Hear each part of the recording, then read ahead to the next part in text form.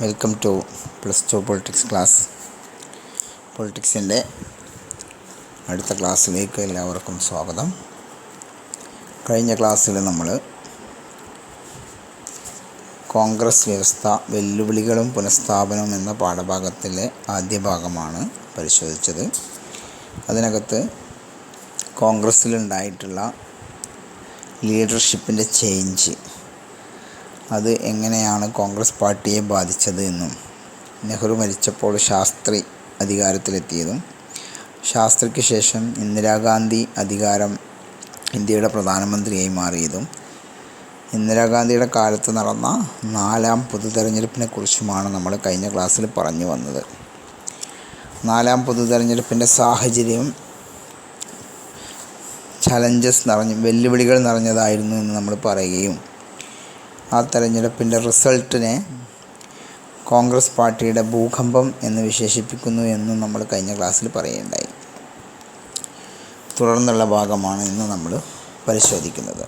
Discussed about the challenges to and restoration of the Congress system, in which challenges to political succession.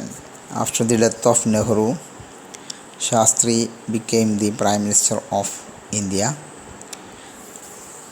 Then after the Shastri, Indira Gandhi, the daughter of Jawaharlal Nehru, became the Prime Minister of India. During the Indira Gandhi's reign, India faced 4th general election. The context of the 4th general election was very complicated and challenging one. Then the result of 4th general election in 1967 was described as a political earthquake of Congress party. Today we are discussing the remaining part of 5th unit. First, coalitions. 1967 elections brought into picture the phenomena of coalitions. Different non-Congress parties joined together to form SVD governments. Most of these parties were different in their ideologies. The only thing in common was their anti-Congress attitude. E.M.S. Namboodiripad became the Chief Minister of Left Front government, had not less than 7 political partners. In Bihar, SSP, PSP, CPI and Janasangh, then Popular United Front in Punjab. These coalitions came to power instead of Congress party in several states. 4ാം പൊതു തെരഞ്ഞെടുപ്പിൻ്റെ ഭാഗമായി ഉണ്ടായ ഒരു സ്വഭാവ സവിശേഷതയാണ് കൂട്ടുകക്ഷി ഭരണം എന്നുള്ളത്. തമിഴ്നാട് ഒഴികെയുള്ള സംസ്ഥാനങ്ങളിൽ ഒറ്റ പാർട്ടികൾക്കും സ്വന്തമായി ഭൂരിപക്ഷം ലഭിച്ചില്ല. അവരൊക്കെ സഖ്യമായിട്ടാണ് ഗവൺമെൻറ്റുകൾ രൂപീകരിച്ചത്. ഈ സഖ്യങ്ങളെ SVD അഥവാ സംയുക്ത വിധായക ദൾ എന്നാണ് വിശേഷിപ്പിച്ചിരുന്നത്. ഈ സഖ്യങ്ങളിൽ പലതും പ്രത്യയശാസ്ത്രപരമായി യോജിപ്പില്ലാത്തതായിരുന്നു. ഉദാഹരണത്തിന് കേരളത്തിൽ ആദ്യത്തെ മന്ത്രിസഭ രൂപീകരിച്ച EMS നമ്പൂതിരിപ്പാടിൻ്റെ മന്ത്രിസഭയിൽ 7ഓളം പാർട്ടികളുണ്ടായിരുന്നു. പഞ്ചാബിൽ ഇതൊരു ജനകീയ ഐക്യമുന്നണി എന്ന രീതിയിലായിരുന്നു. ബീഹാറിലാവട്ടെ SSP, PSP, CPI, ജനസംഘ് തുടങ്ങിയ പാർട്ടികളായിരുന്നു. ഈ സഖ്യങ്ങൾ കൊലീഷൻസ് രൂപപ്പെട്ടു എന്നുള്ളതാണ് 4ാം പൊതു തെരഞ്ഞെടുപ്പിൻ്റെ പ്രധാനപ്പെട്ട ഒരു പ്രത്യേകത. ഇതുമായി ബന്ധപ്പെട്ട മറ്റൊന്നാണ് കൂറുമാറ്റം അഥവാ ഡിഫെക്ഷൻ. 67 തെരഞ്ഞെടുപ്പിന് ശേഷം ഒറ്റ പാർട്ടികൾക്കും കൃത്യമായി ഭൂരിപക്ഷമില്ലാത്ത സാഹചര്യത്തിൽ ധാരാളം ആളുകൾ അങ്ങോട്ടും ഇങ്ങോട്ടും കൂറുമാറുന്ന അവസ്ഥ ഉണ്ടായി. എന്താണ് കൂറുമാറ്റം എന്ന് പറഞ്ഞാൽ, ഏതെങ്കിലും ഒരു പാർട്ടിയുടെ തെരഞ്ഞെടുപ്പ് ചിഹ്നത്തിൽ മത്സരിച്ച് ജയിച്ച ശേഷം ആ പാർട്ടിയിൽ നിന്ന് മറ്റൊരു പാർട്ടിയിലേക്ക് മന്ത്രിസ്ഥാനമോ പണമോ മറ്റ് സ്ഥാനമാനങ്ങൾക്കോ വേണ്ടി മാറുന്നതിനെയാണ് കൂറുമാറ്റം എന്ന് പറയുന്നത്. 67 തെരഞ്ഞെടുപ്പിന് ശേഷം ഇങ്ങനെ കോൺഗ്രസിൽ നിന്ന് കൂറുമാറിയ ആളുകൾ മധ്യപ്രദേശ്, UP, ഹരിയാന തുടങ്ങിയ സംസ്ഥാനങ്ങളിൽ ഗവൺമെൻറ്റുകൾ മാറുന്നതിന് വരെ സഹായകമായിട്ടുണ്ട്. ഈ അടുത്ത കാലത്ത് കർണാടകയിലും അതേപോലെ മധ്യപ്രദേശിലുമൊക്കെ ഗവൺമെൻറ്റുകൾ മാറിയതിനെക്കുറിച്ച് നിങ്ങളും ശ്രദ്ധിച്ചിട്ടുണ്ടാവും. ഇത് ആയാറാം ഗയാറാം എന്ന ഒരു ശൈലിക്ക് തന്നെ കാരണമായി. എന്താണ് ആയാറാം ഗയാറാം എന്ന് നമുക്ക് പരിശോധിക്കാം. 1967 ഹരിയാനയിലെ MLA ആയിരുന്ന ഗയാലാൽ, അദ്ദേഹം കോൺഗ്രസ്സുകാരനായിരുന്നു. ആദ്യം ഐക്യമുന്നണിയിലേക്ക് മാറി, അവിടെ നിന്ന് വീണ്ടും കോൺഗ്രസ്സിൽ തന്നെ തിരിച്ചെത്തി. വീണ്ടും 9 മണിക്കൂറുകൾക്ക് ശേഷം അദ്ദേഹം ഐക്യമുന്നണിയിലേക്ക് തന്നെ ചുവടുമാറി. ഇങ്ങനെ മാറിയ സമയത്ത് പാർട്ടി നേതാവായിരുന്ന റാവു വീരേന്ദ്ര സിംഗ് അദ്ദേഹത്തെ പത്രക്കാരുടെ മുമ്പിൽ ഹാജരാക്കിയിട്ട് പറഞ്ഞ ഒരു വാചകമാണ് ഗയാറാം ഇപ്പോൾ ആയാറാം ആയിട്ടുണ്ട്. ഇത് പിന്നീട് ഇന്ത്യൻ രാഷ്ട്രീയത്തിൽ കൂറുമാറ്റത്തെ സൂചിപ്പിക്കുന്ന ഒരു പദമായി മാറുകയായിരുന്നു. Defection played a key role in making and unmaking governments in the states after the 4th general election. What is a defection? Leaving one political party and joining another which is considered to be an enemy is defection. When an elected representative leaves the party on whose symbol he got elected and joins another party, we call it defection. After the 1967 elections, some Congress legislations, Haryana, Madhya Pradesh and UP, the government were changed as a result of defection. Ayaram Gayaram. It literally means Ram came, Ram went. An MLA in Haryana, Gayalal, changed his party thrice in 2 weeks. A congressman, Gaya, had left the Congress and joined the United Front. He went back to Congress and within 9 hours he left the Congress again and joined in the United Front. The story goes that when Gayalal declared he was quitting the United Front and joining the Congress leader Rawul Virendra Singh brought him to Chandigarh and declared Gaya Ram is now Aya Ram. Now this term is became a jokes were based on this incident. Then split in Congress party.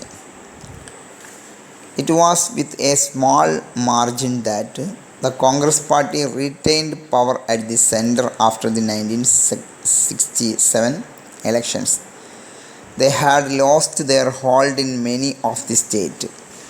The election, more than anything else, proved that the Congress could be defeated. So far many had believed that the Congress in India was invincible. This election proved their belief wrong. Yet one thing was certain, there was no substitute for Congress. Many states had non-Congress coalition governments. Few survived. Many fell. New combinations were formed. They too collapsed and led to president's rule. Indira versus the syndicate. Indira Gandhi faced greatest opposition and criticism not from the opposition parties but from a fraction within the Congress. Several powerful and influential congressmen had played key role in installing Indira as a prime minister. This group of leaders is known as syndicate. Naturally, they expected a lot of favors and privileges. They wanted her to follow their advices on all important matters. But Indira Gandhi did not do that. More than that, she began to assert herself and took advice from outside the party.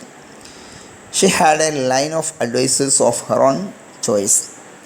The more she took their advice, the more she sidelined the seniors in the party who called themselves syndicate. Indira Gandhi was thus placed in a precarious condition. She also had break herself totally free from influence of the syndicate. The government took a left turn by making the Congress Working Committee adopt a 10-point program in May 1967. Though his programs, Indira Gandhi brought in social control of banks, nationalization of general insurance, ceiling of urban property income, public distribution system, land reforms, and provision for abuse sides to the poor. The syndicate in the party formally approved the 10-point program, but they had their own reservation about this left-inclined policy. A group of Congress leaders who controlled the Congress party was informally called syndicate. Kamaraj, the former CM of Madras, was the leader of syndicate. Other members S.K. Patil, Nijalingappa, Sanjeeva Reddy, Atulya Ghosh, etc. Lal Bahadur Shastri and Indira Gandhi owed their position to the syndicate. The syndicate exercised great control in the Indian ministry. Indira Gandhiയും സിൻഡിക്കേറ്റും 1967 4-ാം പൊതുതെരഞ്ഞെടുപ്പിന് ശേഷം ഇന്ത്യയിലെ ഏറ്റവും വലിയ പാർട്ടിയായിരുന്ന കോൺഗ്രസ് പാർട്ടിയിൽ പിളർപ്പുണ്ടാവുകയാണ്. ആ പിളർപ്പിലേക്ക് നയിച്ച കാര്യങ്ങളാണ് ഇനി നമ്മൾ വിശദീകരിക്കുന്നത്. അതിലാദ്യം നമ്മൾ നോക്കേണ്ടത് ഇന്ദിരയും സിൻഡിക്കേറ്റും എന്നുള്ളതാണ്. കോൺഗ്രസ് സംഘടനയെ നിയന്ത്രിച്ചിരുന്ന ഒരു സംഘം മുതിർന്ന നേതാക്കന്മാർക്ക് ഇന്ദിരാഗാന്ധി നൽകിയ വിളിപ്പേരാണ് കോൺഗ്രസ് സിൻഡിക്കേറ്റ് എന്നത്. കോൺഗ്രസിൻ്റെ മുൻ പ്രസിഡൻറ്റും തമിഴ്നാട് മുഖ്യമന്ത്രിയുമായിരുന്ന കെ കാമരാജ്, മുംബൈയിലെ കോൺഗ്രസ് നേതാവ്, അന്നത്തെ ബോംബെയിലെ കോൺഗ്രസ് നേതാവ് എസ് കെ പാട്ടീൽ, കർണാടകയിലെ നേതാവായ നിജലിംഗപ്പ, ആന്ധ്രയിലെ നേതാവായിരുന്ന എൻ സഞ്ജീവ റെഡ്ഡി, ബംഗാളിൽ നിന്നുള്ള അതുല്യ ഘോഷ് തുടങ്ങിയവരൊക്കെ ഈ സിൻഡിക്കേറ്റിൻ്റെ ഭാഗമായിരുന്നു. ലാൽ ബഹദൂർ ശാസ്ത്രിയെ പ്രധാനമന്ത്രി സ്ഥാനത്തേക്ക് നിയോഗിച്ചതും പിന്നീട് ഇന്ദിരാഗാന്ധിയെ പ്രധാനമന്ത്രിയാക്കിയതുമൊക്കെ ഈ ഗ്രൂപ്പായിരുന്നു. ഈ നേതാക്കൾ ഇന്ദിരാഗാന്ധിയെ തിരഞ്ഞെടുക്കാൻ കാരണം വേണ്ടത്ര ഭരണപരിചയമില്ലാത്ത ഇന്ദിരാഗാന്ധി ഇവരുടെ കൂടി ഉപദേശങ്ങൾ തേടിക്കൊണ്ടായിരിക്കും ഭരണം മുന്നോട്ട് കൊണ്ടുപോവുക എന്ന് ഇവർ പ്രതീക്ഷിച്ചിരുന്നു. എന്നാൽ ഇന്ദിരാഗാന്ധി ആവട്ടെ ഇവരോട് ഉപദേശങ്ങൾ തേടിയില്ല എന്ന് മാത്രമല്ല, മറ്റു ഒരു വിഭാഗത്തിൽ നിന്ന്, തനിക്കിഷ്ടമുള്ള മറ്റൊരു ഗ്രൂപ്പിൽ നിന്ന് ഉപദേശങ്ങൾ തേടുകയും ഈ മുതിർന്ന നേതാക്കളെ ഒറ്റപ്പെടുത്തുകയും അവരെ പാർട്ടിയിൽ നിന്ന് മാറ്റി നിർത്തുകയും ചെയ്യുന്നതിന് വരെ ശ്രമിച്ചു എന്നുള്ളതാണ്. 1967 ഇന്ദിരാഗാന്ധി കോൺഗ്രസിൻ്റെ പ്രവർത്തക സമിതിയിൽ 15 പരിപാടികൾ അവതരിപ്പിച്ച് പാസാക്കി. അതിൽ പ്രധാനമായും ബാങ്കുകളുടെ സാമൂഹ്യ നിയന്ത്രണം, ഇൻഷുറൻസിൻ്റെ ദേശസാൽക്കരണം, നഗര സ്വത്തിനും വരുമാനത്തിനും പരിധി നിശ്ചയിച്ചു, ഭക്ഷ്യധാന്യ വിതരണം, ഭൂപരിഷ്കാരം, ഗ്രാമങ്ങളിലെ ദരിദ്രർക്ക് വീടുണ്ടാക്കാൻ ഭൂമി, ഇങ്ങനെ തുടങ്ങിയുള്ള പരിപാടിയായിരുന്നു. ഈ പരിപാടിയൊന്നും സിൻഡിക്കേറ്റിൻ്റെ നേതാക്കന്മാർ അംഗീകരിച്ചിരുന്നില്ല എന്നുള്ളതാണ്. ഇന്ന് നമ്മുടെ രാജ്യം കാണുന്നതിൽ നിന്ന് നേരെ വിപരീതമായ കാര്യങ്ങൾ എല്ലാം ഗവൺമെൻറ് ഏറ്റെടുക്കുന്ന ഒരു സോഷ്യലിസ്റ്റ് നയമാണ് ആ കാലത്ത് തീരുമാനിച്ചത്. അപ്പോൾ സിൻഡിക്കേറ്റ് എന്ന് പറയുന്ന ഒരു ഗ്രൂപ്പ് ഫോം ചെയ്തു എന്നുള്ളത് 67 4-ാം തെരഞ്ഞെടുപ്പിന് ശേഷമുണ്ടായിട്ടുള്ള ഒരു സ്ഥിതിവിശേഷമാണ്. ഇനി കോൺഗ്രസിൻ്റെ പിളർപ്പിലേക്ക് നയിച്ച അടുത്ത കാര്യം 1969 തിരഞ്ഞെടുപ്പാണ്. 1969 ഇന്ത്യയുടെ രാഷ്ട്രപതിയായിരുന്ന സക്കീർ ഹുസൈൻ്റെ മരണത്തെ തുടർന്ന് രാഷ്ട്രപതി തിരഞ്ഞെടുപ്പ് പെട്ടെന്ന് നടത്തേണ്ടി വരികയാണ്.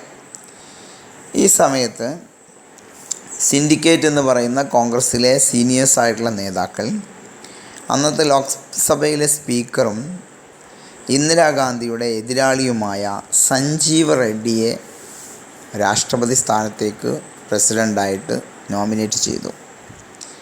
ഇത് ഇന്ദിരാഗാന്ധിയെ നിയന്ത്രിക്കാനുള്ള ഒരു തന്ത്രമാണ് എന്ന് മനസ്സിലാക്കിയ ഇന്ദിരാഗാന്ധി പലതരത്തിലുള്ള പദ്ധതികളും ആസൂത്രണം ചെയ്തതിന് പിന്നാലെ പ്രിവി പേഴ്സ് നിർത്തലാക്കുകയും ചെയ്തു. പ്രിവി പേഴ്സ് എന്ന് പറഞ്ഞാൽ നേരത്തെ നമ്മൾ പറഞ്ഞു, നാട്ടുരാജ്യങ്ങളെ ഇന്ത്യയിലേക്ക് കൂട്ടിച്ചേർത്താണല്ലോ ഇന്ത്യ ഒരു രാജ്യമാക്കി മാറ്റിയത്.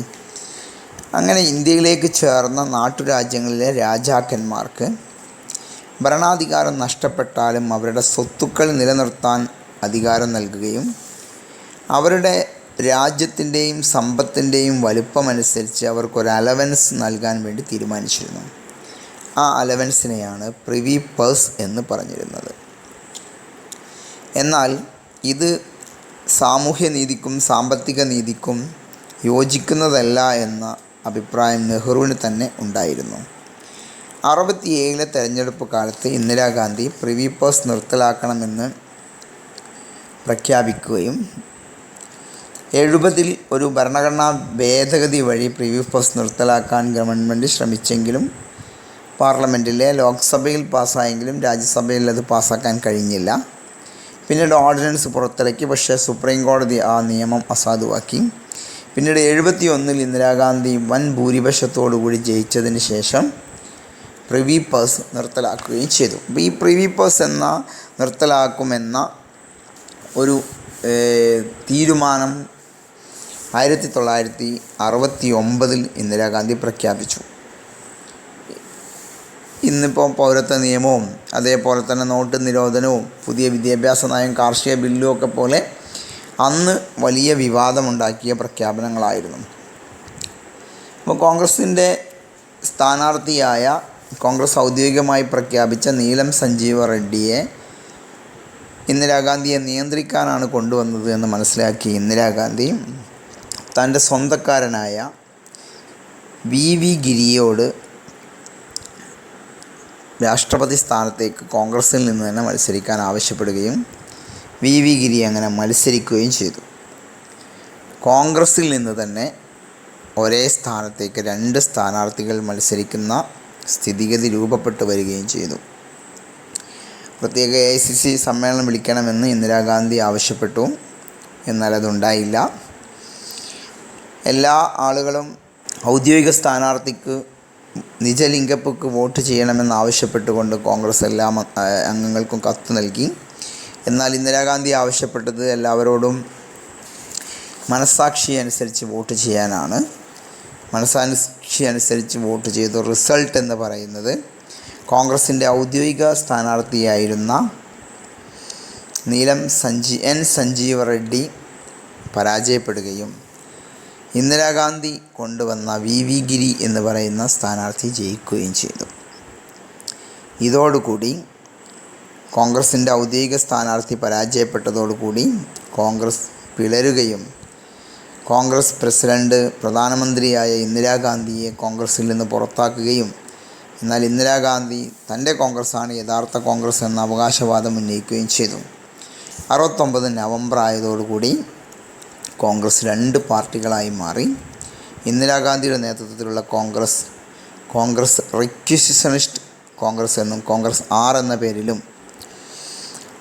സിൻഡിക്കേറ്റിൻ്റെ നേതൃത്വത്തിലുള്ള പാർട്ടി സംഘടനാ കോൺഗ്രസ് എന്ന പേരിലും അറിയപ്പെട്ടു എന്നുള്ളതാണ്. Next, presidential election 1969. The split in Congress party was held as a result of several continuous incidents.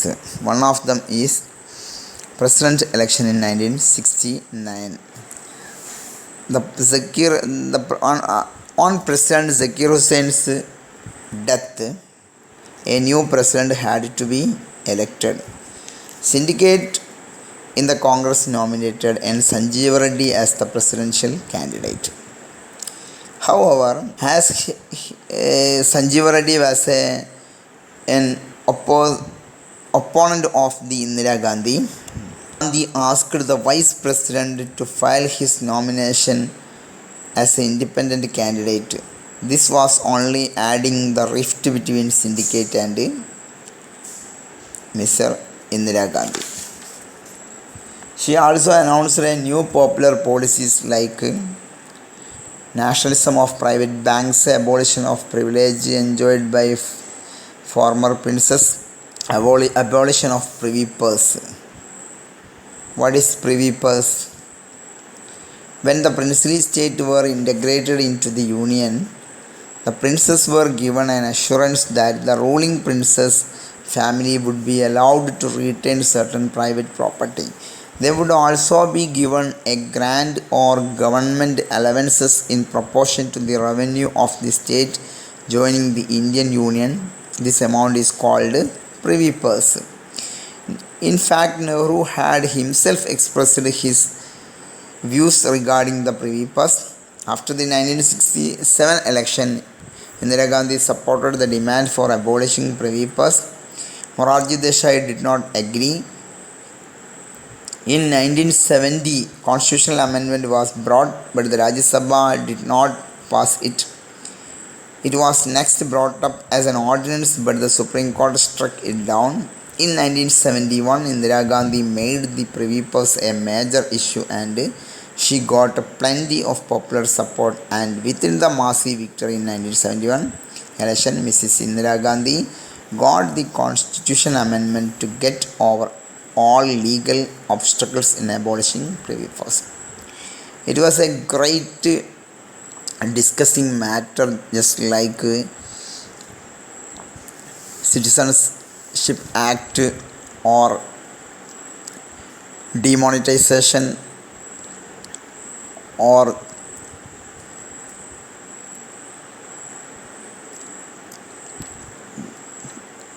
$370 issue of Jammu Kashmir, etc. Then Indira Gandhi announced several programs like abolition of a privy purse. Indira group requested for a special meeting of the AICC but was not granted.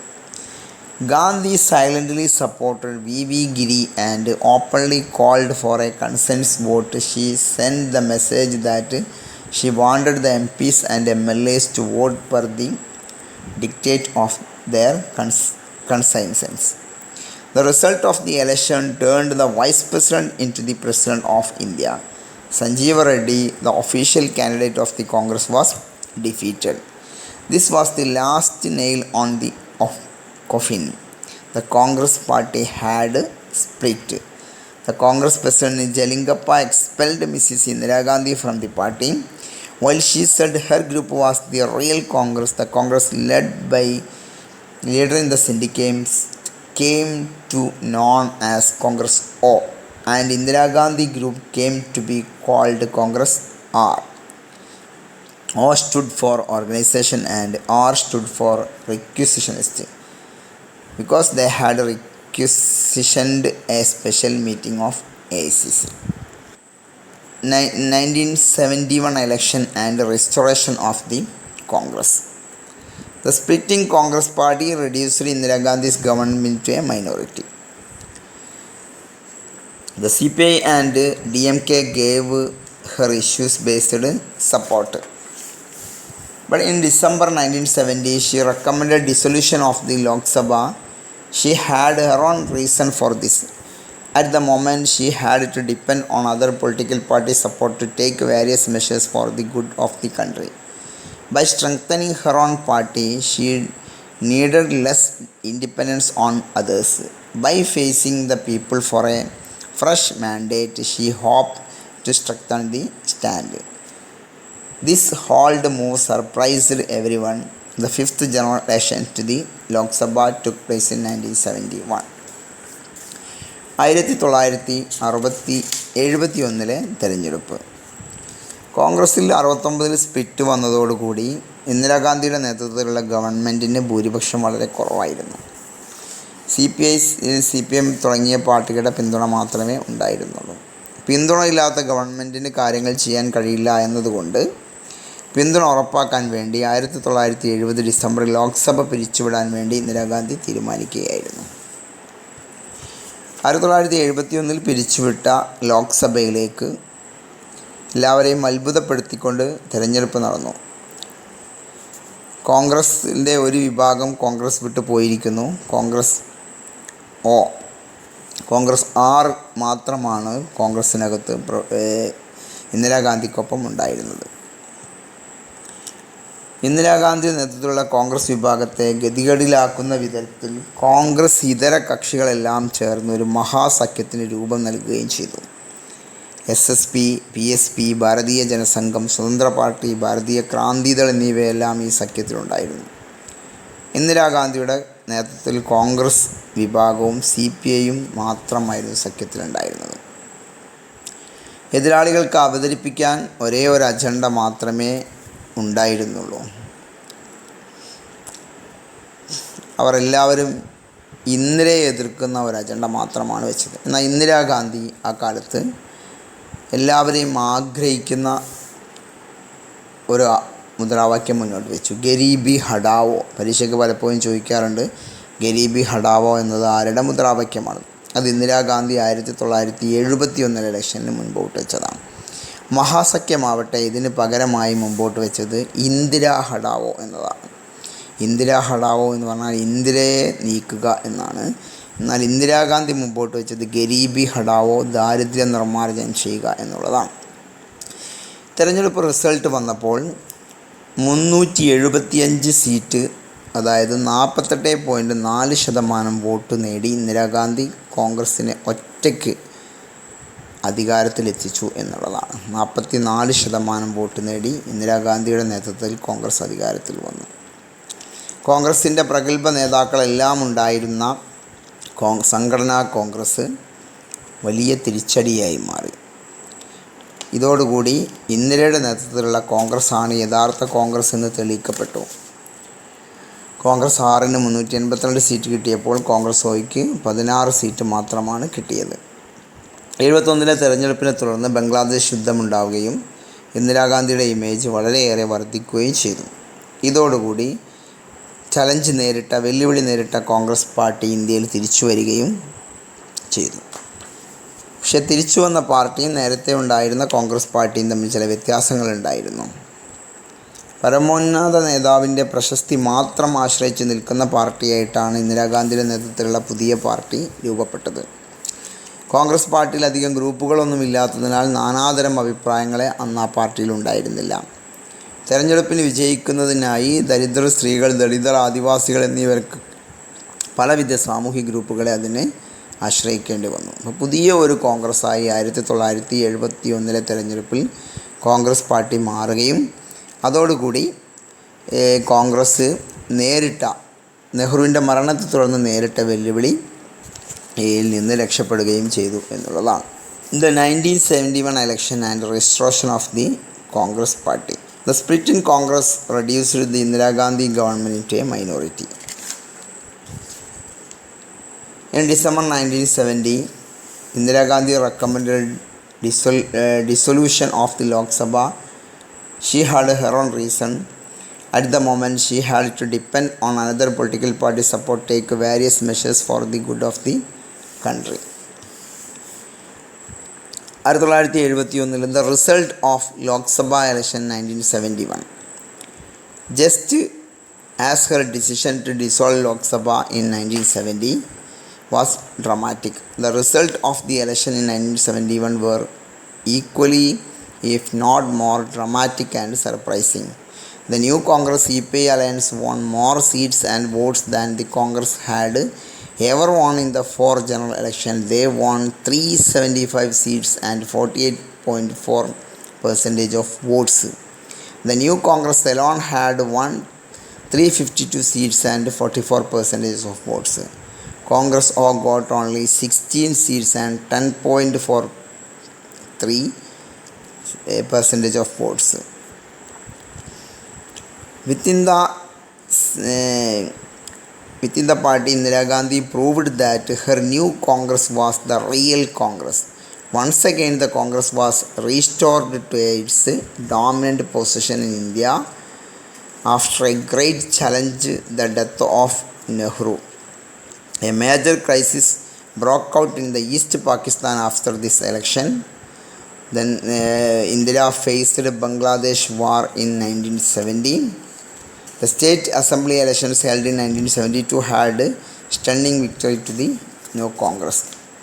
The Congress party before the split enjoyed great popularity. Now after the election victory, the new Congress also had great political dominance.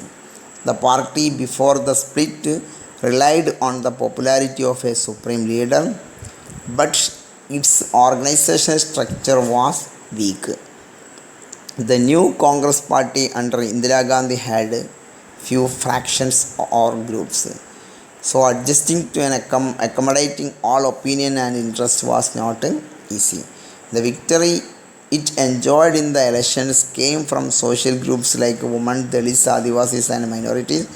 So we could well say that the new Congress had a change in the Congress system, and this change in the system brought Indira Gandhi. ഇത്രയുമാണ് fifth unit എന്ന് പറയുന്നത്. ഇവിടെ കൊടുത്തിരിക്കുന്ന questions കൂടി പരിശോധിച്ച് answer എഴുതി എനിക്ക് അയച്ചത്. Please answer these questions and send it to me. Thank you for watching this video. Have a nice day.